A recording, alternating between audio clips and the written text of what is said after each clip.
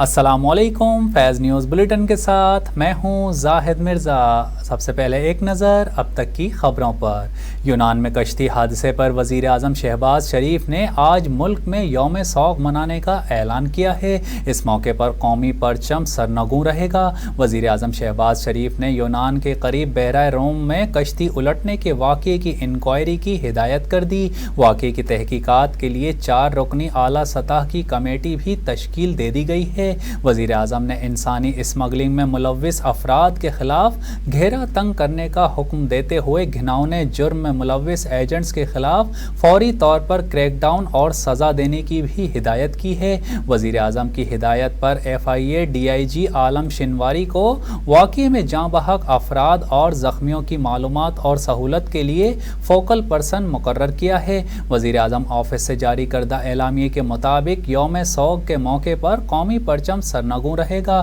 جاں بحق افراد کے لیے خصوصی دعا بھی کی گئی۔ اعلامیے کے مطابق وزیر اعظم نے واقعے کی تحقیقات کے لیے 4 رکنی اعلیٰ سطح کی کمیٹی بھی بنا دی ہے۔ نیشنل پولیس بیورو کی ڈائریکٹر جنرل احسان صادق کمیٹی کے چیئرمین مقرر کیے گئے ہیں۔ وزارت خارجہ کے ایڈیشنل سیکریٹری افریقی امور جاوید احمد عمرانی، آزاد جموں کشمیر پونچھ ریجن کے DIG سردار ظہیر احمد اور وزارت داخلہ کے joint secretary FIA Faisal Naseer بھی کمیٹی میں شامل ہیں۔ کمیٹی یونان میں کشتی ڈوبنے کے تمام حقائق جمع کرے گی، انسانی اسمگلنگ کے ہر پہلو کی تحقیق ہوگی اور ذمہ داران کے خلاف تعین بھی کیا جائے گا۔ دوسری جانب کشتی میں سوار پاکستانیوں سے متعلق متضاد اطلاعات ہیں۔ غیر ملکی میڈیا رپورٹس کے مطابق تعداد 400 کے قریب تھی۔ زندہ بچ جانے والوں نے سفارتی عملے کو بتایا کہ کم از کم 200 پاکستانی سوار تھے۔ پاکستانی سفارت خانے کے مطابق ڈوب کر جاں بحق ہونے والے پاکستانیوں کی تعداد 100 تک ہو سکتی ہے۔ پاکستانیوں کو کشتی کے نچلے حصے میں سوار کروایا گیا تھا جہاں بچنے کے امکانات بہت کم تھے۔ بلاول بھٹو کی وارننگ پر وزیر اعظم شہباز شریف نے سندھ میں سیلاب متاثرین کی امداد کے لیے 25 ارب روپے کی منظوری دے دی۔ میڈیا رپورٹس کے مطابق یہ رقم سندھ میں سیلاب متاثرین کی امداد پر خرچ ہوگی۔ وزیر اعظم نے جمعے کو پیپلز پارٹی کے وفد سے ملاقات میں فنڈز کی فراہمی کی یقین دہانی کروائی تھی۔ خیال رہے کہ چیئرمین پیپلز پارٹی بلاول بھٹو زرداری نے گزشتہ دنوں سوات میں جلسے سے خطاب کے دوران وزیر اعظم سے بجٹ میں وعدے پورے نہ کرنے کا شکوہ کرتے ہوئے خبردار کیا تھا کہ سیلاب متاثرین کی بحالی کے لیے پیسہ نہ ملا تو پیپلز پارٹی بجٹ منظور نہیں ہونے دے گی۔ اپنے خطاب کے دوران انہوں نے وزیر اعظم اور ان کی معاشی ٹیم پر دوہرے معیار کا الزام بھی لگایا اور کہا کہ وزیر اعظم شہباز شریف نے کہا کچھ اور جبکہ بجٹ میں کچھ اور سامنے آیا۔ اس وقت ملک کا متحمل نہیں ہو سکتا۔ وزیر اعظم اپنی ٹیم میں شامل ان لوگوں سے ضرور حساب لیں جو وعدے پر پورے نہیں اترتے۔ ان کا کہنا تھا کہ ہمیں وزیر اعظم کی نیت پر شک نہیں، انہوں نے خود سیلاب کی تباہی دیکھی ہے۔ وہ سیلاب متاثرین سے کیے گئے وعدے پورے کریں، ہم عوام کا خیال رکھتے ہیں، جبکہ دوسری جانب جماعتیں مخصوص افراد کا خیال رکھتی ہیں۔ گزشتہ روز نارووال میں تقریب سے خطاب کے دوران بلاول بھٹو زرداری کی وزیر اعظم شہباز شریف کو وارننگ پر رد عمل دیتے ہوئے مسلم لیگ نون کے رہنما اور وفاقی وزیر برائے ترقی و منصوبہ بندی احسن اقبال کا کہنا تھا کہ بجٹ کی تیاری میں تمام اتحادیوں کو شامل کیا گیا تھا۔ حکومت کی کوشش ہے کہ ہر فیصلہ اتفاق رائے سے کیا جائے گا۔ خبر شامل کریں اور آپ کو بتائیں، امیر جماعت اسلامی کراچی حافظ نعیم الرحمان نے میئر کراچی کو وارننگ دے دی۔ ہمارے ٹاؤن میں بحران پیدا کرنے کی کوشش کی تو اچھا نہیں ہوگا۔ ایک بیان میں حافظ نعیم نے کہا کہ میئر کی حلف برداری کی تقریب میں احتجاجاً شرکت نہیں کریں گے۔ جو آج خوش ہو رہے ہیں کل ان کے ساتھ ہوگا تو پتہ چلے گا۔ انہوں نے کہا کہ آج تم وفاق سے مزید فنڈز کا کہہ رہے ہو، پچھلے فنڈز کا کیا کیا؟ جو ٹینٹ آ رہے ہیں وہ نہیں آ رہے مگر آپ کے ٹینک بھر گئے ہیں. ہمارے ٹاؤن میں بحران پیدا کرنے کی کوشش کی تو اچھا نہیں ہوگا. امیر جماعت اسلامی کراچی کا مزید کہنا تھا کہ ہمارا کیس اتنا واضح ہے کہ عدالت میں جائیں گے تو یہ الیکشن کالعدم کر دیا جائے گا. انہوں نے مزید کہا کہ ناظم جوکھیوں کو ویڈیو بنانے پر پوری رات مارا گیا اور رباب کے خاندان کے ساتھ کیا گیا. واضح رہے کہ میئر کراچی کے الیکشن میں جماعت اسلامی کے حافظ نعیم اور پیپلز پارٹی کے مرتضی وہاب کے درمیان مقابلہ ہوا تھا جس میں مرتضی وہاب 173 ووٹ لے کر میئر منتخب ہوئے جبکہ حافظ نعیم کو 160 ووٹس ملے. جماعت اسلامی نے میئر کے الیکشن میں پیپلز پارٹی پر دھاندلی کا الزام لگایا ہے اور اس کے خلاف عدالت جانے سمیت احتجاج کا بھی اعلان کر رکھا ہے. پنجاب کی نگراں حکومت نے بجٹ میں سرکاری ملازمین کی تنخواہوں میں اضافے کا اعلان کر دیا. پنجاب کے نگراں وزیر اطلاعات عامر میر نے کانفرنس میں بتایا کہ بجٹ میں سرکاری ملازمین کی تنخواہوں میں 30% اضافے کا فیصلہ کیا گیا ہے اور پینشن میں 5% اضافہ کیا جا رہا ہے جبکہ 80 سال سے زائد عمر کے افراد کی پینشن میں 20% اضافہ کیا جائے گا. عامر میر نے مزید بتایا کہ بجٹ میں کوئی نیا ٹیکس عائد نہیں کیا گیا. صحت اور تعلیم کے بجٹ میں 31% اضافہ کیا گیا ہے جبکہ صوبے کے ترقیاتی اخراجات 325 ارب روپے ہوں گے. نگراں وزیر اطلاعات کا کہنا تھا کہ نگراں وزیر اعلیٰ نے فوری طور پر 600 ارب روپے کا قرض اتارنے کا فیصلہ کیا ہے. 600 ارب روپے کا قرضہ ادا نہ کرتے تو سال کے آخر تک یہ قرضہ 1100 ارب ہو جاتا. لہٰذا آئندہ 4 ماہ میں یہ قرض اتار دیا جائے گا. عامر میر نے مزید بتایا کہ بجٹ میں 1 ارب روپے کا جرنلسٹ انڈومنٹ فنڈ بھی قائم کر دیا گیا ہے. دوسری جانب پنجاب کی نگراں کابینہ نے آئندہ مالی سال کے پہلے 4 ماہ کے لیے بجٹ کی منظوری دے دی ہے جس میں سرکاری ملازمین کی تنخواہوں میں 30% ایڈ ہاک ریلیف کی منظوری دی گئی ہے جبکہ پینشن میں 5% اور 80 برس سے زائد عمر کے پینشنرز کے لیے 20% اضافے کی منظوری دی گئی. کابینہ نے پنجاب میں IT انڈسٹریز سے تمام ٹیکسز اور ڈیوٹیز معاف کرنے کی منظوری دی ہے اور ساتھ ہی عوام کو ریلیف دینے کے لیے 70 ارب روپے مختص کرنے کی منظوری دے دی. نگراں کابینہ نے اسٹیمپ ڈیوٹی کی شرح 3% تک بڑھانے کی تجویز مسترد کر دی ہے. کابینہ نے تعمیراتی صنعت کے فروغ کے لیے اسٹیمپ ڈیوٹی کی شرح 1% مقرر کرنے کی منظوری دی ہے. زراعت کے بجٹ کے لیے 47 ارب 60 کروڑ مختص کرنے کی منظوری دی گئی ہے جبکہ نئے مالی سال پہلے 4 ماہ کے دوران 50% جاری ترقیاتی منصوبے مکمل کرنے کا فیصلہ کیا گیا ہے. 4 ماہ کے دوران صحت اور ایجوکیشن کے بجٹ میں 31% اضافے کی منظوری دی ہے.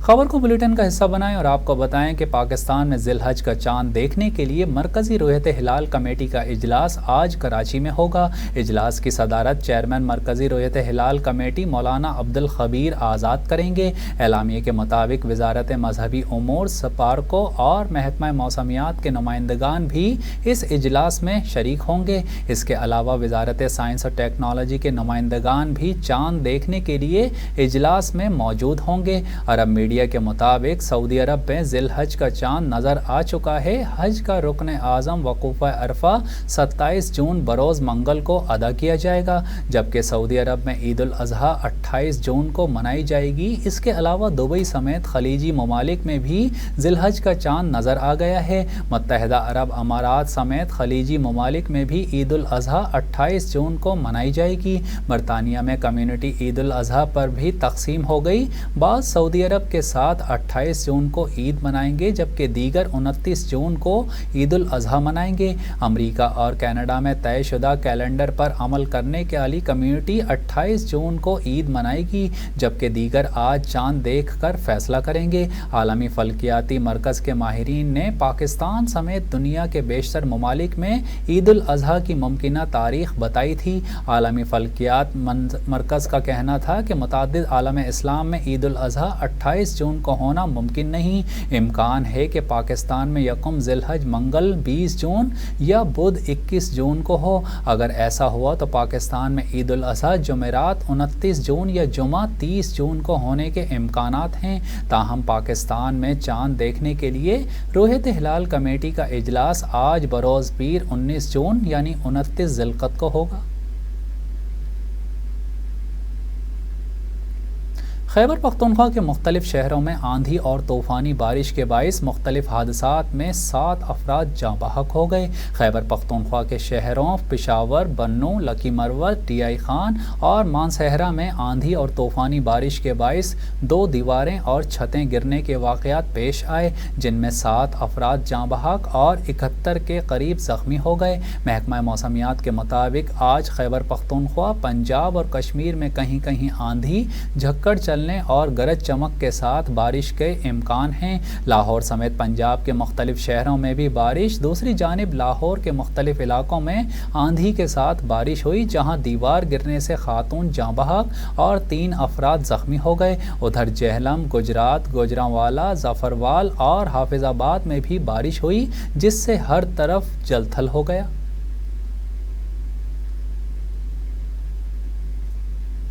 خبر شامل کرتے ہیں اور آپ کو بتائیں، سینٹ نے چیئرمین سینٹ کی تنخواہ میں مراعات اور الاؤنسز کا قانون منظور کر لیا۔ چیئرمین سینٹ کو اسپیکر قومی اسمبلی کی تنخواہوں، مراعات اور الاؤنسز کے قانون سے علیحدہ کر دیا گیا ہے، جس کے بعد ایوان نے چیئرمین سینٹ کی تنخواہوں، مراعات اور الاؤنسز کا قانون منظور کر لیا۔ قانون کے مطابق چیئرمین سینٹ کو ماہانہ 50,000 روپے اضافی الاؤنس ملے گا اور رینٹ پر چیئرمین سینٹ کے گھر کا کرایہ 2.5 لاکھ روپے ماہانہ ہوگا، جبکہ چیئرمین سینٹ کی سرکاری رہائش گاہ کے فرنیچر کے لیے ایک دفعہ کے اخراجات 50 لاکھ روپے ہوں گے۔ قانون کے مطابق بیرون ملک سفر پر چیئرمین کو ڈیپٹی ہیڈ آف اسٹیٹ یا نائب صدر کا پروٹوکول ملے گا۔ فضائی سفر پر حکومت، فوج، فلائنگ کلب، چارٹرڈ سروس کا جہاز یا ہیلی کاپٹر ریکویزیشن ہو سکتی ہے۔ چیئرمین سینٹ بیرون ملک سفر پر کمرشل فلائٹ پر اپنے گھر کا ایک فرد یا ریکویزیشن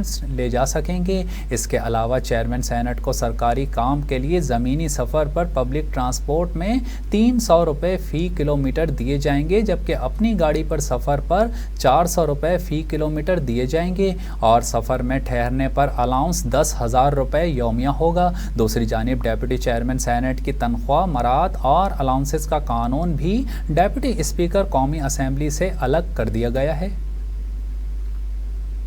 ڈالر کی قلت کے باعث کمرشل امپورٹرز نے زر مبادلہ نہ ملنے کے مسائل کی وجہ سے 25 جون کے بعد کھانے پینے والی تمام مصنوعات کی امپورٹ بند کرنے کا اعلان کر دیا۔ کراچی ہول سیل گروسرز ایسوسی ایشن کے سیکرٹری فرحت صدیق نے اپنے ممبران کے نام اعلان میں بتایا ہے کہ تمام بینک امپورٹرز کو ڈالر دینے سے انکاری ہیں، اس لیے ایسوسی ایشن کی ایک اہم میٹنگ میں تمام امپورٹرز اور انڈینٹرز نے شرکت کی۔ میٹنگ میں تفصیلی بحث و مباحثے کے بعد فیصلہ کیا گیا کہ تمام امپورٹرز اپنے انڈینٹرز کو بتائیں گے کہ 25 جون کے بعد کوئی شپمنٹ روانہ نہ کی جائے۔ اس وقت جو مال پورٹ پر پہنچ چکا ہے یا راستے میں ہے، امپورٹرز اس کی کلیئرنس کے ذمہ دار ہیں۔ 25 جون کے بعد اگر کوئی بھی شپمنٹ کروائی گئی تو اس کی کلیئرنس کی ذمہ داری امپورٹرز پر نہیں ہوگی۔ امپورٹرز کا کہنا ہے کہ اس وقت زر مبادلہ کے مسائل کی وجہ سے ہزاروں کنٹینرز پورٹس پر پھنسے ہوئے ہیں، ان پر جرمانہ اور چارجز پڑ رہے ہیں۔ اسٹیٹ بینک ان کے لیے زر مبادلہ فراہم نہیں کر رہا۔ اگر یہی صورتحال برقرار رہی تو آنے والے دنوں میں کھانے پینے کی اشیاء کا بحران پیدا ہو جائے گا، جبکہ اسٹیٹ بینک کی پالیسی سے کاروبار، معیشت اور ملک کو بے تحاشا نقصان ہو رہا ہے۔ عالمی ادارہ برائے اعداد و شماریات ورلڈ آف اسٹیٹکس نے دنیا بھر میں رکھے جانے والے مقبول سرنیمز کی فہرست جاری کی ہے۔ ورلڈ آف اسٹیٹکس کی جانب سے دنیا بھر میں عام خاندانی ناموں سے متعلق ایک فہرست مرتب کی گئی ہے، جسے ٹویٹر پر شیئر کیا گیا ہے۔ اس فہرست کے مطابق پاکستان میں سب سے زیادہ عام خاندانی نام احمد ہے، یعنی زیادہ تر افراد کے اصل ناموں کے آگے احمد لگا ہوتا ہے، جو یا تو ان کے والد کا ہوتا ہے یا خاندانی نام ہوتا ہے۔ ورلڈ آف اسٹیٹکس کی تیار کردہ اس فہرست کے مطابق دیگر اسلامی ممالک کی بات کی جائے تو عمان میں البلوشی، انڈونیشیا میں ساری، نائجیریا میں موسیٰ، فلسطین میں عود، جبکہ مصر اور عراق میں محمد نام عام ہے۔ اس کے علاوہ بنگلہ دیش میں اختر، ترکیہ میں یلماز اور متحدہ عرب امارات میں علی سرنیم عام ہے۔ دوسری جانب غیر مسلم ممالک میں سب سے عام خاندانی نام اسمتھ ہے۔ یہ نام امریکہ، برطانیہ سمیت آسٹریلیا اور کینیڈا میں انتہائی مقبول ہے، یعنی لوگوں کی اکثریت اسمتھ نام کو سرنیم کے طور پر استعمال کرتی ہے۔ اور اب ایک نظر فیض اسپورٹس پر۔ اسپین نے کروشیا کو ہرا کر نیشنلز لیگ کے ٹائٹل اپنے نام کر لیا۔ نیدرلینڈز کے شہر روٹرڈیم میں کھیلے گئے نیشنلز لیگ کے فائنل میں اسپین نے سنسنی خیز مقابلے کے بعد کروشیا کو 4 کے مقابلے 5 گول سے شکست دے کر ٹائٹل اپنے نام کر لیا۔ میچ کا مقررہ وقت ختم ہونے کے بعد دونوں ٹیمز کی جانب سے شاندار کھیل کا مظاہرہ کرنے کے باعث کوئی بھی گول نہ ہو سکا، جس کے باعث میچ کا فیصلہ پینلٹی شوٹ آؤٹ کے ذریعے کیا گیا۔ دونوں ٹیمز نے پینلٹی شوٹ آؤٹ میں بھی بھرپور مقابلہ کرتے ہوئے مقررہ 5-5 پینلٹی کک سے 4 مرتبہ بال کو جال کے اندر پھینکنے میں کامیابی حاصل کی۔ پینلٹی شوٹ آؤٹ میں بھی جب میچ 4-4 سے برابر رہا تب اسپین کی جانب سے ڈینی کارواجل نے پینلٹی شوٹ آؤٹ میں فیصلہ کن گول کر کے اپنی ٹیم کو فتح دلائی۔ 31 سالہ اسپینش کھلاڑی ڈینی ریال میڈرڈ نے 5 چیمپئنز لیگ ٹائٹل بھی اپنے نام کر چکے ہیں، جبکہ اسپین کی ٹیم نے 2012 کے یورپین چیمپئن شپ کے بعد پہلی مرتبہ کوئی ٹائٹل جیتنے میں کامیابی حاصل کی ہے۔ اسپین کی فٹ بال ٹیم نے 2 سال قبل بھی نیشنز لیگ کے فائنل تک رسائی حاصل کی تھی، تاہم انہیں فرانس کے ہاتھوں شکست کا سامنا کرنا پڑا تھا۔ ڈینی کارواجل کا کہنا تھا کہ قطر میں ہونے والے فیفا ورلڈ کپ میں ناقص کارکردگی اور مراکش کے ہاتھوں اپ سیٹ شکست کے بعد نیشنز لیگ فائنل میں اس فتح نے کھلاڑیوں کے حوصلے بلند کر دیے ہیں۔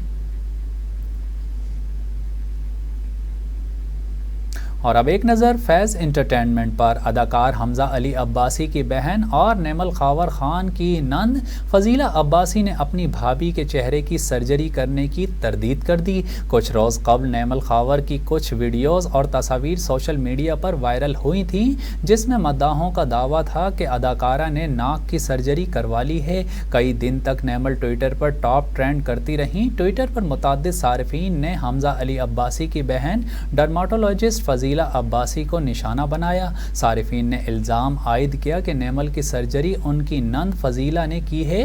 جہاں اداکارہ کو تنقید کا نشانہ بنایا گیا، وہیں فضیلہ پر بھی کڑی تنقید کی گئی۔ تاہم اب فضیلہ عباسی نے اس تنازع پر انسٹاگرام پر اپنا آفیشیل بیان جاری کیا ہے۔ ڈاکٹر فضیلہ عباسی کے سوشل میڈیا پر جاری کردہ بیان میں کہا گیا کہ ڈاکٹر فضیلہ اور ان کا کلینک کسی خاص سرجری طریقہ کار سے متعلق حال ہی میں پیدا ہونے والے تنازع سے متعلق باضابطہ طور پر دستبرداری کا اعلان کرتا ہے۔ انہوں نے اس قسم کی کوئی سرجری نہیں کی۔ انسٹاگرام پر جاری بیان میں لکھا گیا کہ یہ مضحکہ خیز تنقید اور قیاس آرائیاں بلا جواز اور مکمل طور پر غیر ضروری ہیں۔ اس بیان میں مزید کہا گیا کہ یہ واقعی بدقسمتی اور افسوسناک ہے کہ کس طرح بے بنیاد اور غلط مفروضے سوشل میڈیا کے ذریعے لوگوں کو داغدار کرنے اور ان کی ذاتی اور پیشہ ورانہ زندگیوں پر حملہ کرنے کے لیے پھیلائے جاتے ہیں۔ نیوز بلیٹن سے فی الوقت اتنا ہی۔ مزید خبروں اور اپڈیٹس کے لیے دیکھتے رہیے فیض نیوز، ہمارے ساتھ رہیے۔